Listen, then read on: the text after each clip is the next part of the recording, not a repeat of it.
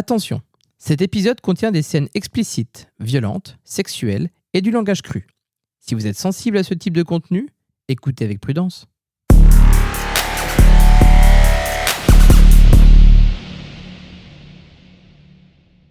Vous écoutez Autobiographie d'un Bernard l'Ermite.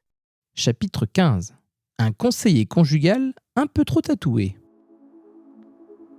Quand je suis arrivé dans le salon avec ma valise devant le regard médusé d'Anaïs en train de manger ses céréales, j'ai su que nous étions à la croisée des chemins.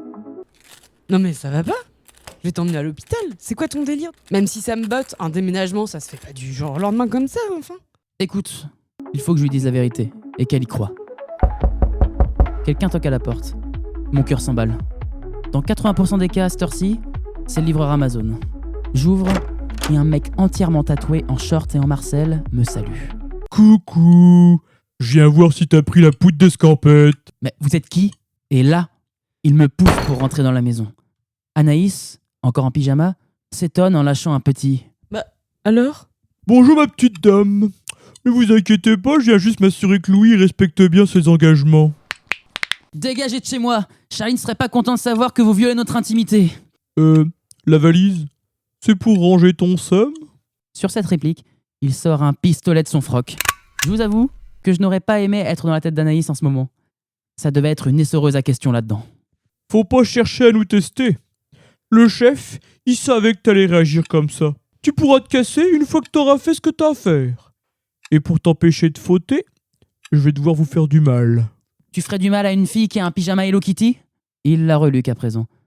Anaïs me regarde avec une certaine incompréhension. Elle n'arrive pas à s'exprimer et je la comprends. Je lui avais pourtant dit que je bossais dans la drogue. Après, elle a refusé de me croire. C'est elle que ça regarde. Je lui fais comprendre par un haussement des épaules.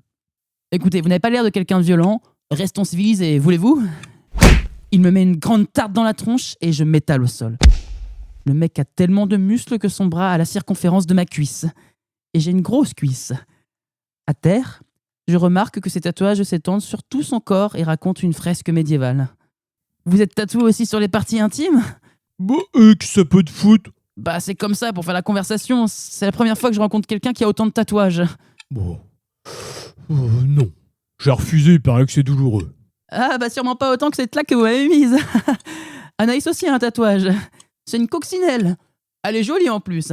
Vas-y, montre-lui. Elle reste inanimée, pétrifiée, perdue, face à cette situation tragique.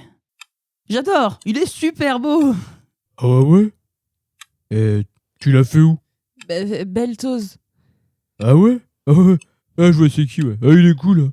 Ah, il m'a fait un serpent sur le mollet, moi. Tu veux boire quelque chose? Café, jus de fruits, soda? Une petite binouse? C'est gentil. Bah, je prendrais bien un thé au jasmin, si vous avez. C'est... Ah bon? Ok. Anaïs, tu veux quelque chose? Vodka? Oh, elle est sous le choc, la pauvre. Oh, je suis désolé de faire irruption comme ça dans votre vie, mais je suis obligé par le boulot. Hein. J'ai rien contre vous personnellement, d'autant que vous m'avez l'air d'être un joli petit couple, mais vous avez contrarié les mauvaises personnes. On n'est pas en couple. Ah, désolé, j'ai cru. C'est ma meilleure amie. Voilà. Vous voulez un peu de miel dans votre thé au jasmin? Oh, allez, à d'autres. Hein. Vous devez bien baiser un peu de temps en temps. Oui. Non? Si, c'est arrivé une fois quand même. C'était une erreur. C'était cool malgré tout. Justement, c'est ça le problème. Pour toi, c'était uniquement cool. Pour moi, c'était un peu plus profond, si tu vois ce que je veux dire. Titre. C'est juste que je ne savais pas comment réagir quand tu m'as dit que tu m'aimais. Car c'est pas réciproque et je voulais pas te faire de mal. Oh, arrête un peu, tu te mens à toi-même. Ça crève les yeux que nos sentiments ont dépassé le cadre amical. Mais tu refuses de voir la vérité. Comment ça, nos sentiments ont dépassé le cadre amical? On peut être plus qu'un duo d'amis. Bordel, on fait tout comme un couple sans en être un. Et je sais que c'est parce que tu refuses d'écouter tes sentiments. C'est quoi, c'est de la peur? Ouais, ça peut faire mal d'aimer. Mais tu es assez intelligent pour savoir que ça fait surtout du bien. Oh là, elle marque un point, hein. Bordel, c'est pas juste une question de sentiments, c'est aussi... Physique. Oh, c'est bon. Même si je t'attirais pas au début, je vois bien comment tu me reluques. Forcément, tu te trimbales en nuisette devant moi. Ça attire le regard. J'habite ici, je te signale. Je me trimballe comme je veux. Mais si ça crée chez toi les sentiments que tu ne sais pas dompter, alors au lieu de les fuir, écoute-les. Et bam! 2-0. Elle te démonte, mec. Et pourquoi tu tentes pas avec elle, quoi? Ça a l'air d'être une chouette nana. Hein. Bordel, t'es un homme de main ou conseiller conjugal? Ton outil, c'est la brutalité, pas la psychologie. Oh bah, ça me fait du bien de faire un peu autre chose. Puis vous avez un réel problème. Je vais quand même pas foutre sur la tronche à des gens qui souffrent déjà. Super, bah réglons nos différends pour que tu puisses nous défoncer ensuite, allez. Mec, je défonce des gars qui sont bornés, qui n'entendent rien d'autre que la violence. Les gens réfléchis, ils ont pas besoin de violence physique. Ils comprennent très bien la violence mentale. J'écoute et j'entends ce qu'elle me dit, mais le problème est une question de point de vue. L'amour, ce n'est que de l'amitié forte avec du sexe. Exprime-toi avec ton cœur pour une fois. Laisse la raison de côté et dis-moi ce que tu penses de moi. Mais c'est insensé, ça a aucun sens. C'est toi qui es insensé, mec. Cette fille te demande de vivre, et toi tu lui réponds que tu préfères rester enfermé dans ta prison de logique. Non mais... Merci. Enfin une personne sensée ici. Je l'ai... Enfin... Oui, je l'aime bien, évidemment, c'est ma meilleure pote. Enfin, voilà, ça vous va? Les deux me regardent en secouant la tête. C'est la pire prise d'otage de ma vie. Écoute, c'est juste que dire explicitement qu'on est en couple, bah ça me fait peur, voilà. Tu veux pouvoir aller voir ailleurs, quoi. Non, pas forcément, c'est juste que... Tu veux ta liberté. Oui, voilà. Être en couple, c'est pas se menotter à quelqu'un. C'est réducteur de s'arrêter à ça. Je sais, mais je ne veux pas foirer notre relation. Je ne veux pas tout gâcher. Tu comprends que je suis émotionnellement instable? Je te ferais du mal, ce serait la pire décision que tu aies prise. Tu veux pas de ça, et moi non plus. Je voulais au moins essayer. Ah ouais, essaye, mec, quoi. Non, mais regarde dans quel pétrin je t'ai mis. Tu veux une vie aussi chaotique où tu risques de mourir à chaque instant? Ouais, d'ailleurs, pourquoi vous êtes chez nous avec un pistolet? Oui, en fait, mon boss lui a demandé de faire un truc, et visiblement, ton crush n'avait pas l'intention de le réaliser. Hein, Louis? Et depuis quand vous agissez avec autant de violence chez McDonald's? Quoi? Qu'est-ce qu'elle dit? Bon, c'est clairement le bordel. Alors je me retrouve à tout expliquer en détail à Anaïs. Charlie, document comptable, Predator, rien à voir avec le film, tabassé dans le parc, obligé de proposer aide pour survivre, éléphant méchant avec moi, proposition de vente au McDo, Bernard l'ermite, on baise ensemble. Ouais, ça je le savais. Bah, pas moi. Castagnaz m'oblige à trouver le fournisseur Predator. Rencontre Lyon, Gibon et sa braguette, proposition de fast food, Rossignol se fait couper le zizi, entrevue avec Goldfinger Kid, ascension Bernard l'ermite, l'espagnol me tabasse la gueule, le grand acte nous menace, voilà. Wow. Ah bah t'es grave dans la merde, toi. Ouais, je comprends pourquoi tu veux te barrer, hein. Mais je te le déconseille. Je devais faire passer un message clair. Alors dites-moi si c'est clair. Vous êtes surveillés. Si vous faites un truc de louche, on vous tombe dessus. Et bien plus violemment qu'aujourd'hui. Est-ce que c'est bien imprégné dans vos petites tranches? On hoche tous les deux la tête. Je ne crois pas qu'il y ait d'autres réponses possibles de toute façon.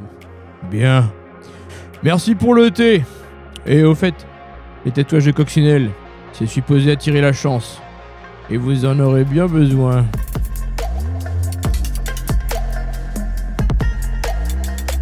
Rester en tête-à-tête avec Anaïs après ces révélations est quelque peu malaisant. Je préférais encore quand le tatoué nous menaçait avec son flingue. Eh ben, moi qui pensais que c'était le livreur Amazon, c'est une sacrée surprise. Tu te fous de ma gueule? C'est la seule chose qui t'est venue en tête pour briser le silence. Alors, je ne m'attendais pas à ce qu'un mec vienne me faire des leçons de couple, un flingue à la main. C'est réellement une sacrée surprise. Mais comment t'as pu te fourrer dans un tel merdier? Pas, tu sais, les embûches de la vie, le petit caillou dans la chaussure. Mais c'est pas un caillou, c'est une putain de montagne! T'es devenu un gros bonnet d'un cartel de drogue. Oh, tu sais, j'ai toujours été plus casquette que bonnet, moi. Ça me donne un air... Mais arrête de vouloir faire de l'esprit pour dissiper le malaise! Et assume tes erreurs! Mais t'avais d'autres solutions que de continuer à rouler pour les Predators. Ah oui? Et quoi donc, madame l'intelligente de service? Allez voir les flics. Il ne m'aurait pas protégé ad vitam aeternam, et c'est un mec qui a fait 2 ans de latin qui te dit ça. Alors quoi? T'as été obligé de te retrouver dans ce cul-de-sac? Et moi avec? Écoute, je me suis mis dans ce pétrin tout seul. Tu es un dommage collatéral, et il est hors de question que tu payes pour mes choix. Quitte la ville au plus tôt. Je dois affronter mes emmerdes. Mais t'as écouté ce type? Si on essaye de partir, ils reviendront et plus violemment. Il a dit pas juste toi. Ouais, tu es leur moyen de pression sur moi. Mais tu pouvais pas m'en parler plus tôt? J'étais en danger tout ce temps et je savais rien. Mais attends, mais Charlie, il couchait avec moi juste pour te surveiller? Non, je pense vraiment qu'il te kiffe. C'était compliqué de t'en parler et quand je l'ai fait, tu m'as pas écouté. Mais tu te fous de moi?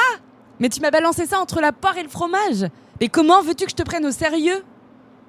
Tu fais quelque chose d'illégal et tu te retrouves entre deux gangs qui veulent s'exterminer. Mais comment ça peut bien se terminer? Pour toi comme pour moi. Elle se met à pleurer. Et ça, je n'aime vraiment pas. Je m'assois à côté d'elle par terre et j'essaie de la consoler. Écoute, je suis désolé Anaïs. J'ai été pris dans une spirale infernale et je ne sais pas encore comment m'en sortir. Mais je vais trouver un moyen de nous tirer de cette affaire.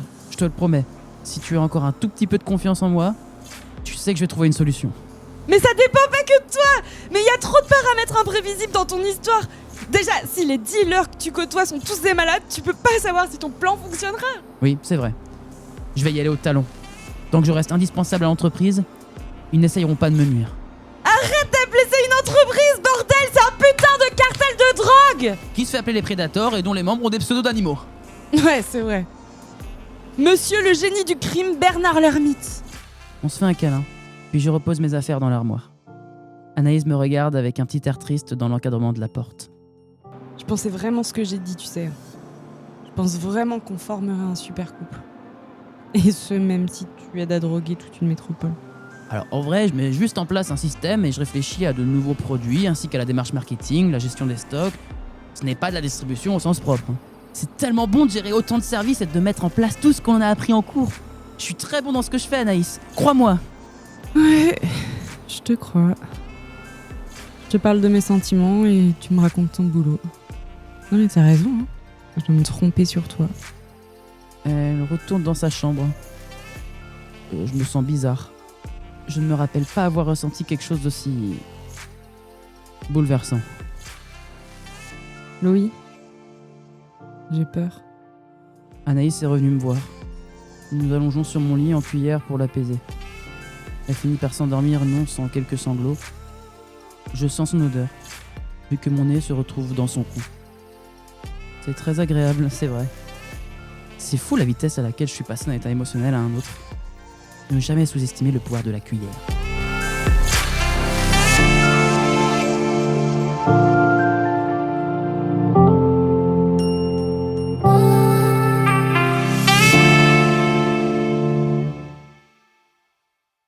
Dans cet épisode, vous avez entendu Benjamin, Tony, Nina,